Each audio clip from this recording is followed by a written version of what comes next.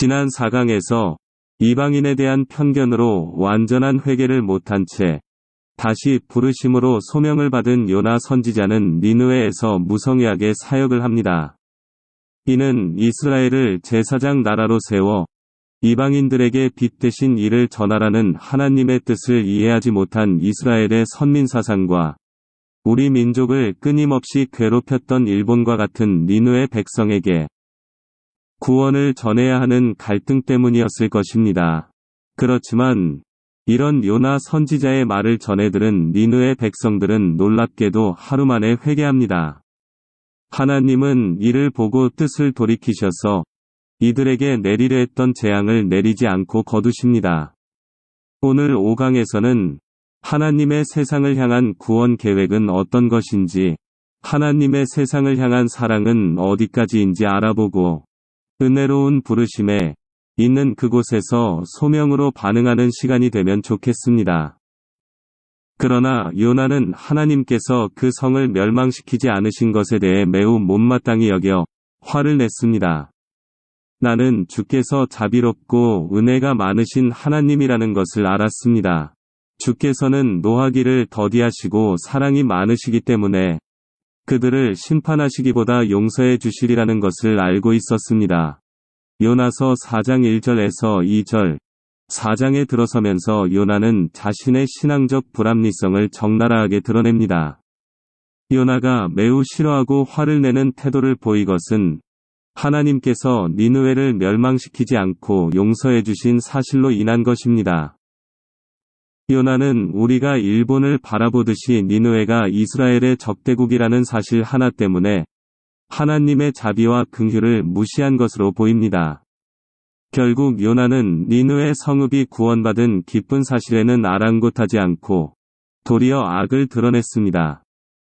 요나 자신이 불순종에도 불구하고 물고기 뱃속에서 구원받은 적이 있었기 때문에 하나님의 은혜로우심을 경험하였지만 하나님의 뜻과 계획을 완전히 무시하고 자신의 생각대로 원망을 토로하는 내용으로 일관된 기도를 합니다. 이것이 때로는 나 중심으로 내 편이 하나님을 만들어 놓고 나의 방식으로 하나님을 섬기며 사역하고 있는 우리의 모습일 수도 있습니다. 그러니 여호와여, 제발 나를 죽여주십시오. 내게는 사는 것보다 죽는 것이 더 낫습니다. 그러자 여호와께서 네가 그렇게 화를 내는 것이 과연 옳으냐?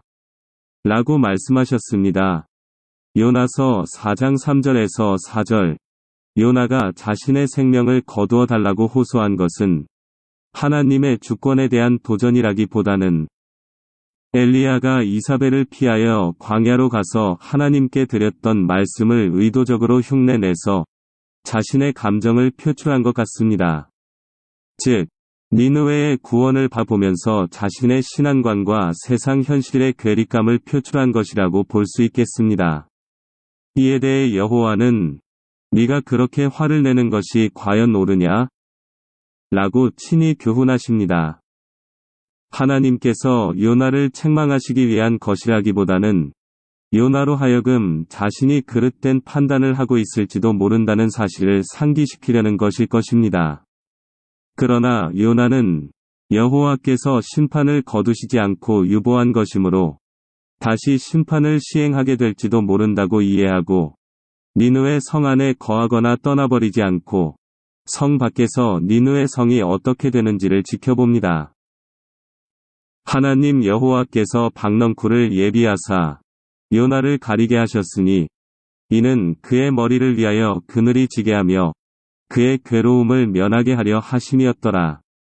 요나가 박넝쿨로 말미암아 크게 기뻐하였더니 요나서 4장 6절, 요나가 니느웨 성의 멸망을 지켜보고자 지은 초막에 하나님이 박넝쿨을 드리워 주시자 뜨거움을 면한 요나는 크게 기뻐합니다. 예비하사에 해당하는 히브리어 예마는 정하다, 제공하다, 준비하다는 의미를 가진 동사로 이미 큰 물고기에 대해서 사용되었고 이어지는 박넝쿨, 벌레, 바람에 대해서도 사용되었습니다.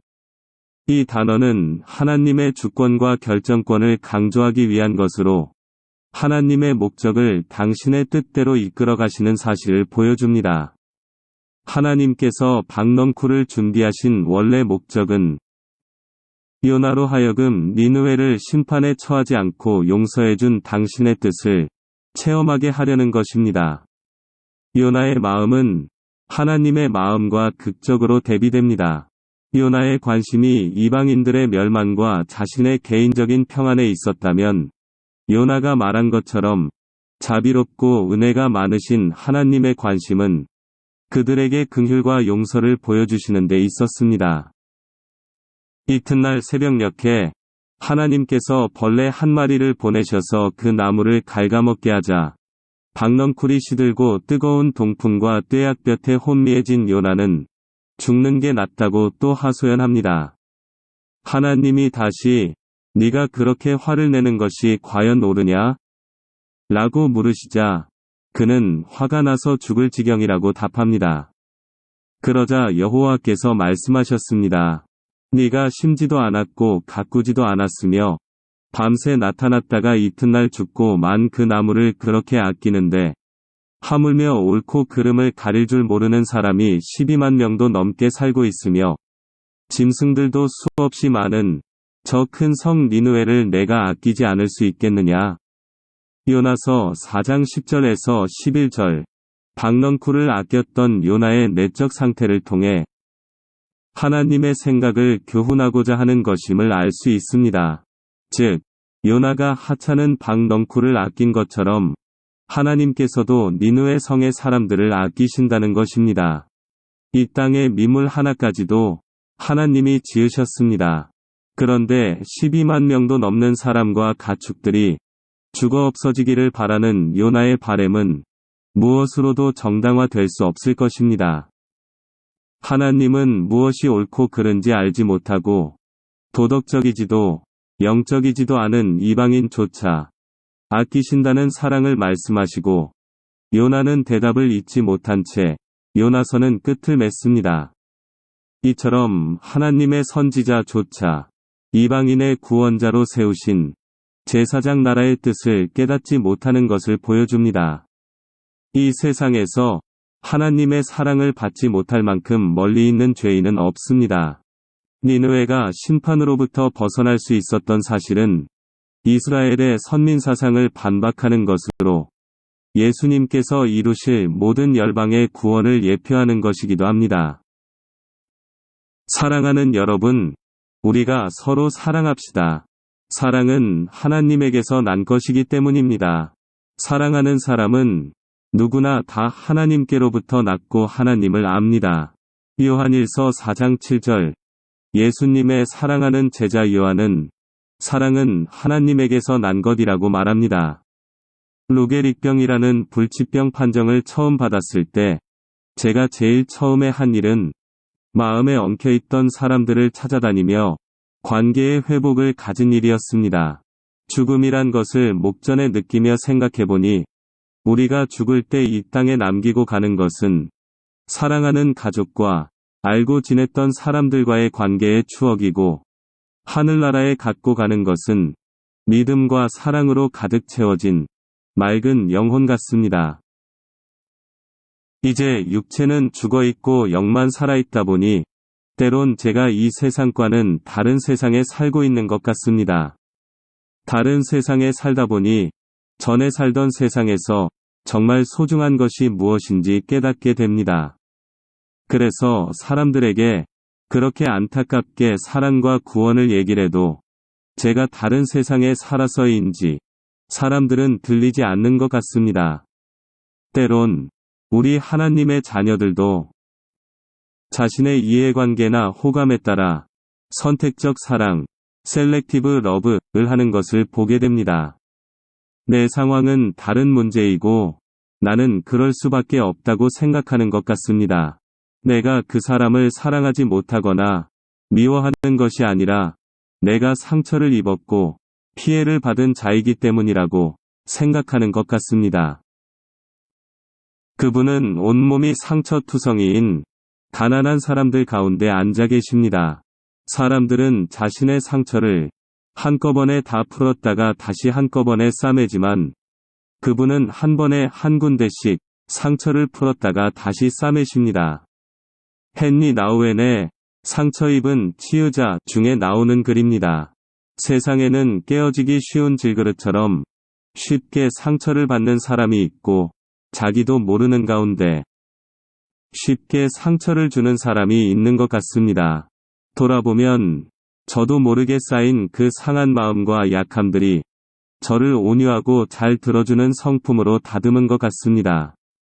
손가락 하나 움직이지 못하고 누워있는 제 앞에서 한 자매가 미안하지만 제 마음의 고통이 더 힘든 것 같아요. 라고 하셨습니다. 우리는 누구나 감당하기 힘든 자기만의 아픈 상처를 안고 살아가는 것 같습니다. 정말 아프지만 예수님 안에서 한 군데씩 상처가 회복될 때 다른 상처 입은 자, 아파하는 자들을 돌아볼 여유가 생깁니다. 예수 그리스도께서는 우리를 위해 자기 목숨을 내놓으셨습니다. 그래서 우리가 사랑을 알게 됐습니다. 그러므로 우리도 형제들을 위해 우리 목숨을 내놓는 것이 마땅합니다. 요한 1서 3장 16절. 다른 세상에 살아보니 이제야 하나님의 마음을 조금 이해하게 됩니다. 사랑이신 하나님께서 구원의 길과 사랑을 모르는 인간 세상을 바라보고 얼마나 안타까우셨으면 독생자 예수님을 인간의 몸으로 이 땅에 보내셨을까. 그리고 예수님은 이 땅에서 그토록 내내 사랑과 구원을 부르짖다 십자가에 목숨을 내놓으시기까지 그 사랑을 몸소 보여주셨을까 생각해 봤습니다. 예수님은 지극히 높은 곳에서 낮고 낮은 이 땅에 빛으로 사랑으로 오신 선교사이십니다. 예수님의 성육신과 십자가의 사랑이 우리가 선교를, 전도를, 그리고 사랑을 어떻게 해야 할지 보여주시는 것입니다. 내 형제나 이웃 중에 도저히 사랑할 수 없는 사람이 있다면, 내 집이나 교회 주변에 가난하거나 고통받는 자가 있다면 그곳이 우리의 선교지이고 우리는 그곳으로 부르심받은 선교사입니다. 내가 싫어하고 미워하는 사람에게 예수님의 사랑을 품고 가서 전하고 가난하고 고통받는 자와 함께 나누는 것, 그것이 선교입니다. 각자 마음에 감동을 주시는 것을 가족이나 교우들과 서로 나눔의 시간을 가지면 좋겠습니다. 나눔 1. 마음의 상처를 받아서 관계가 소원해진 형제나 이웃이 있는지 떠올려보고 예수님이 옆에 계시다면 어떻게 하라고 하실까 생각해봅시다. 2. 우리 사회의 생활환경이 어려운 이웃의 구제와 영혼 구원을 위해 교회나 우리가 할 수 있는 일이 어떤 것이 있을지 나눠보세요. 지금까지 함께 해주셔서 감사합니다.